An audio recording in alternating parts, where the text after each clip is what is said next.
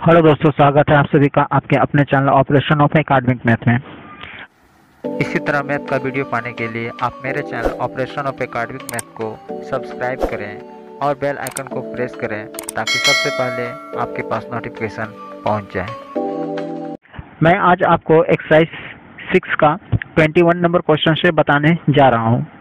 देखिए 21 number question आपका बोलता है a person invest some money at 12% simple interest and some other amount 10% simple interest. He received yearly interest of 1300. मतलब कि एक आदमी है वो क्या करता है, कुछ रुपए को 12% पे इन्वेस्ट करता है और कुछ रुपए को 10% पे इन्वेस्ट करता है सिंपल इंटरेस्ट में, और जो उसे इंटरेस्ट प्राप्त होता है साल के अंत में उसे प्राप्त होता है 1300 रुपीज, मतलब 1300 रुपया। अगर वह he had interchange amount and he would received 40 rupees more yearly interest. अगर वो क्या करता है कि जो रुपए को उसने 12% पे इन्वेस्ट किया हुआ है उसे 10% पे कर देता है, और जो रुपए को उसने 10% पे इन्वेस्ट किया है उसे अगर 12% पे कर देता है तो उसे 1300 रुपए इंटरेस्ट तो पहले ईयर में प्राप्त हो रहा था, लेकिन वहीं पे उसको क्या हो जाएगा कि 1300 रुपए प्लस 40 रुपीज और मिलेगा, मतलब कि 1340 रुपये मिल जाएगा। तो अब देखिए कि वो इंटरेस्ट जो डिफरेंट रेट पे उसने इंटरेस्ट इन्वेस्ट किया था उससे कितना प्राप्त हुआ। तो यहाँ पे अमाउंट जो आपका एक्स रुपीज इन्वेस्ट किया गया है वो किया गया है 12% पे मान लेंगे हम लोग, और जो वाई रुपीज को इन्वेस्ट किया गया है वो 10% पे इन्वेस्ट करेगा, तो ये मान लेते हैं हम लोग। तो क्वेश्चन का अकॉर्डिंग जो पहला कंडीशन कहता है कि देखिए यहाँ पे मैंने पहला कंडीशन दिखा रखा है 12x into x into 12 equal to 100 and y into 10 equal to 100 इक्वल टू 1300। तो देखिए यहाँ प्लस मैंने दे रखा है। अब यहाँ क्या दोनों को जोड़ करके मिलता है 1300, और यहाँ पे 100 जो है आपका परसेंट के बदले में 100 आया है, इतना तो समझ में आ जाएगा आप लोगों को।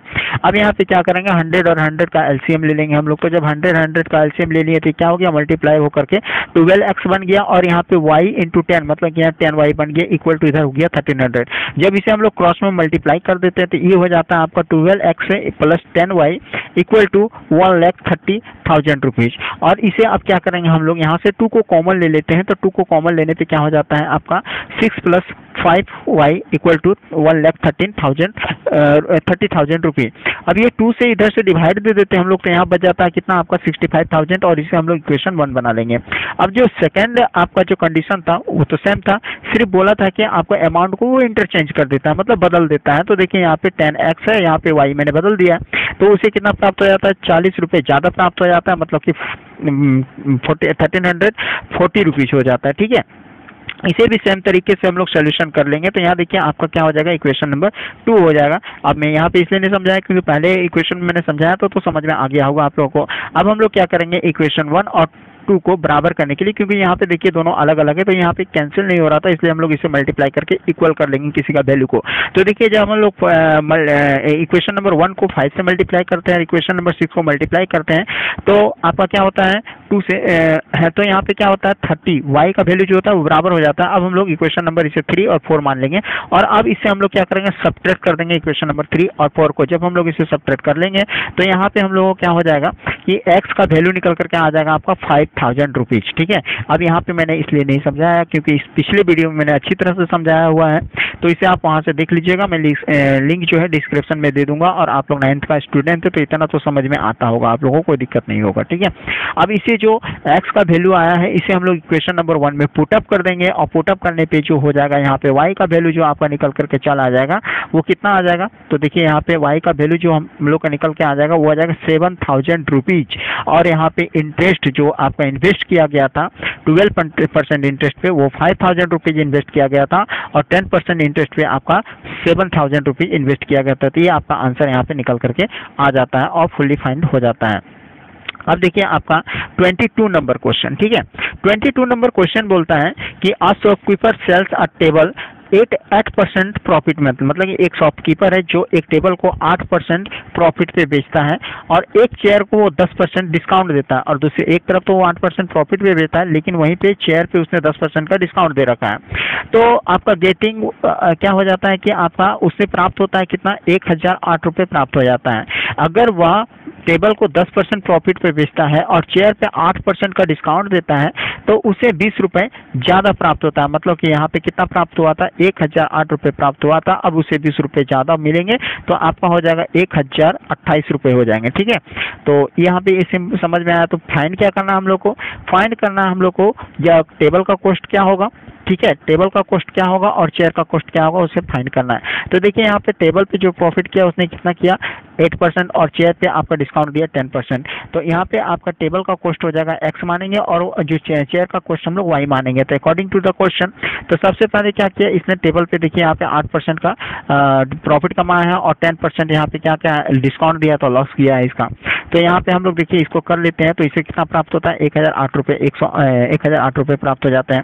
तो अभी से सेम उसी तरह पहले जो क्वेश्चन 21 था उसी तरह से यहाँ भी किया है मैंने। अब यहाँ पे करने के बाद जो आपका वैल्यू निकल करके आता है ये क्या हो जाता है, इक्वेशन देखिए यहाँ पे बन गया आपका पहला नंबर क्वेश्चन क्या बन गया है, 6x + 5y equal to 5600 rupees आपका क्या बना है, पहला इक्वेशन बना है। सेम उसी तरीके से पहला क्या, सेकंड में क्या करता है कि आपका टेबल पे आपका 10% का क्या करता है प्रॉफिट कमाता है और आपका चेयर पे 8% का डिस्काउंट देता है तो उसे 20 रुपये ज्यादा प्राप्त होते हैं। मतलब कि पहले उसे 1008 रुपये प्राप्त हो रहे थे, अब यहाँ 20 रुपये ज्यादा हो गया तो कितना हो गया जाकर के आपका 1028 रुपये हो गए। अब सेम उसी तरह से हम इसे भी सिंप्लीफाई कर लेंगे और यहाँ पे इक्वेशन बना लेंगे। तो देखिए यहाँ इक्वेशन बन करके तैयार हो गया आपका क्या हो गया, 55x + 46y इक्वल टू 51,400। इसे हम लोग इक्वेशन 2 बना लेंगे। ठीक है, अब हम लोग क्या करेंगे, इक्वेशन 1 को बराबर करने के लिए 1 और 2 को इसे क्या करेंगे, इक्वेशन 1 को 55 से मल्टीप्लाई कर लेंगे और इक्वेशन 2 को हम लोग 6 से मल्टीप्लाई कर लेंगे। तो देखिए इसे अब हम लोग यहाँ पे मल्टीप्लाई करने पर इसे हम लोग इक्वेशन नंबर 3 और इक्वेशन नंबर 4 हो जाएगा। अब हम लोग इक्वेशन नंबर 3 और 4 को क्या करेंगे, सब्ट्रैक्ट कर लेंगे। तो देखिए मैंने यहाँ पे सब्ट्रैक्ट कर दिया है तो यहाँ पे y का वैल्यू आपका कितना आ गया, 400 आ गया है। और जब y का वैल्यू 400 आ गया है यहाँ पे तब हम लोग क्या करेंगे, y का जो वैल्यू है उसे हम लोग इक्वेशन नंबर 1 में पुट अप कर देंगे। ठीक है, और जब पुट अप करेंगे तो यहाँ भी हम लोगों को क्या हो जाएगा, x का वैल्यू फाइंड हो जाएगा और x का वैल्यू हम लोग को 600 आ जाएगा। तो यहाँ पे x माना था हम लोग किसने, टेबल को, तो टेबल का जो कॉस्ट था वो आपका 600 हो जाएगा और जो चेयर का कॉस्ट था वो आपका कितना हो जाएगा, 400 रुपीज हो जाएगा। ये आपका आंसर हो गया। अब नेक्स्ट है आपका 23 नंबर क्वेश्चन। 23 नंबर क्वेश्चन क्या बोलता है, देखिए A and B have some money with them, उन लोगों के पास कुछ मनी है। ए कहता है बी से कि अगर तुम मुझे 100 रुपए देते हो तो मेरा मनी जो है 75% प्रॉफिट में हो जाएगा, मतलब 75% बन जाएगा मेरा। ठीक है, और विथ यू। और बी कहता है ए से कि अगर तुम मेरे बजाय तुम मुझे 100 रुपए देते हो तो मेरा जो मनी होगा वो 40% रुपए हो जाएगा। तो A my money how much B did A and B, मतलब कि ओरिजिनल मनी क्या था उन लोगों के पास, वो चीज को फाइंड करना है हम लोगों को। तो देखिए ए के पास जो मनी था उसे हम लोग एक्स मान लेंगे और बी के पास मनी था उसे हम लोग वाई मान लेंगे। तो पहला कंडीशन जो क्वेश्चन का ये है, देखिए तो आपका क्या बोलता है, एक्स + 100, मतलब कि मान लेते हैं 100 रुपीज था उसके पास, एक्स के पास, और वाई के क्या था आपका, ए के पास 100 रुपीज था, बी के पास 100 रुपए कम पड़ रहे थे। तो ये अगर दे देता तो कितना बन जाता आपका, 75% बन जाता। इक्वेशन यहाँ पे बना लीजिए और यहाँ पे देखिए 25 से कैंसिल कीजिएगा 3 टाइम्स में और 100 को 4 टाइम्स में। अब इसे हम लोग जब मल्टीप्लाई कर लेंगे क्रॉस में, तो देखिए क्रॉस में मल्टीप्लाई करके सिंप्लीफाई करने पे ये आपका इक्वेशन नंबर 1 मतलब 4x - 3y इक्वल टू -700 आपका इक्वेशन 1 हो जाएगा। फिर उसी तरह से हम लोग यहाँ पे जो बी कहता है, बी के पास कितना था आपका 100 रुपए कम थे और यहाँ पे 40% इधर देता तो 40% बन जाता। तो इसे भी हम लोग 20 से कैंसिल कर लिए तो यहाँ 2 और 5 हो गया। फिर इसे हम लोग मल्टीप्लाई कर लेंगे, मल्टीप्लाई करने के बाद जो हम लोग को इक्वेशन बन जाएगा वो क्या बन जाएगा, 5x - 2y इक्वल टू 700, ये आपका इक्वेशन 2 हो गया। और हम लोग क्या करेंगे, इक्वेशन 1 और 2 को मल्टीप्लाई करेंगे, 1 को 2 से मल्टीप्लाई करेंगे और 2 को 3 से मल्टीप्लाई करेंगे। तो देखिए तो अब यहाँ पे जब 2 से मल्टीप्लाई करेंगे इक्वेशन 1 को तो क्या हो जाएगा आपका, इक्वेशन नंबर 3 बन जाएगा। और अगर 3 से मल्टीप्लाई करेंगे इक्वेशन नंबर 2 को तो यहाँ पे इक्वेशन नंबर 4 बन जाएगा। अब हम लोग इक्वेशन नंबर 3 और 4 को माइनस कर लेंगे। देखिए माइनस करने पे आपका x का वैल्यू क्या आ जाता है, यहाँ पे आ जाता है 500 रुपीज। यहाँ फिर मैं बता रहा हूँ कि आप लोग को मैंने यहाँ पे फिर यहाँ पे एक्सप्लेन नहीं किया है क्योंकि यहाँ पे आप लोग को एक्सप्लेन पहले से भी पता है और पिछला वीडियो देखिएगा तो आपको एक्सप्लेन अच्छे से आ जाएगा और वीडियो ज़्यादा लंबा हो जाएगा, इसलिए मैं थोड़ा सा शॉर्ट में बताने का कोशिश कर रहा हूँ।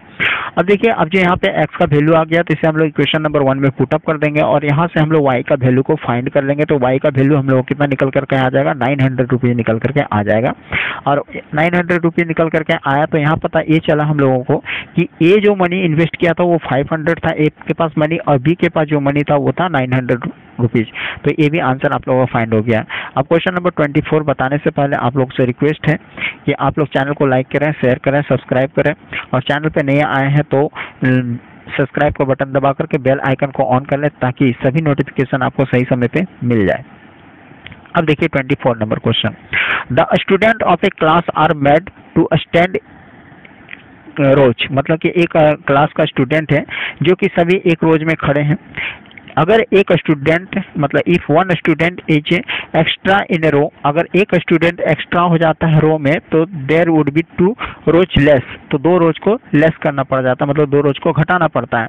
And if one student is less row, अगर एक स्टूडेंट को घटा दिया जाता है तो आपका 3 रोज ज़्यादा बनाना पड़ता है। तो find the member of student in the class, तो आपका क्लास का जो स्टूडेंट है उसके कितने स्टूडेंट है उसको फाइंड करना है हम लोगों को।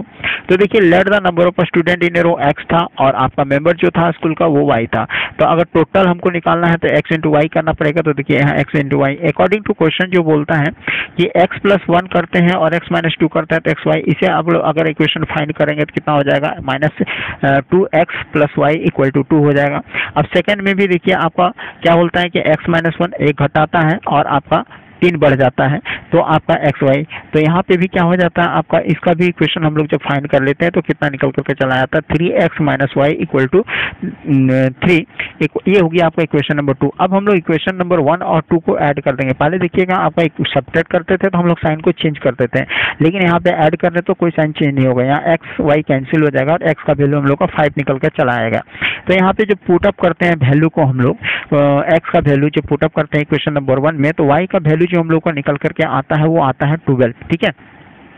और यहाँ पे जो टोटल नंबर हो जाएगा स्टूडेंट का वो हो जाएगा आपका 60, क्योंकि एक्स वाई था टोटल नंबर स्टूडेंट, तो आपका क्या हो जाएगा 5 इंटू 12, तो यहाँ पे आपका 60 निकल कर आ गया और ये भी आंसर आप लोग का फाइंड हो गया।